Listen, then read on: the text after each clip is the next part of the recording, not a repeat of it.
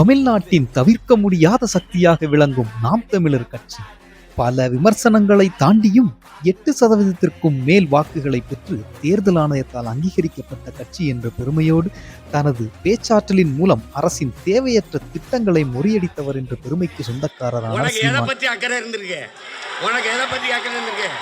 உங்களை கடற்கரையில புதைக்க விட்டதே தப்பு, தெரியுதா? கடற்கரையில புதைக்க நீங்க மாதிரி பேனா வை, ஒரு நாள் நான் வந்து உடைக்கலைன்னா பாருங்க, யாருக்கிட்ட. மேலும் பரந்தூர் மக்களின் குடியிருப்புகளை காக்க விமான நிலையம் அமைக்க எதிர்ப்பு தெரிவித்து அவர்களோடு தோளோடு தோளாய் நின்றவர்.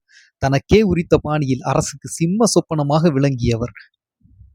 நீ கொம்பாதி கொம்பன், கட்டிப்பார் பரந்தூர்ல விண்ணூர்தி நிலையம் கட்டிப்பார்.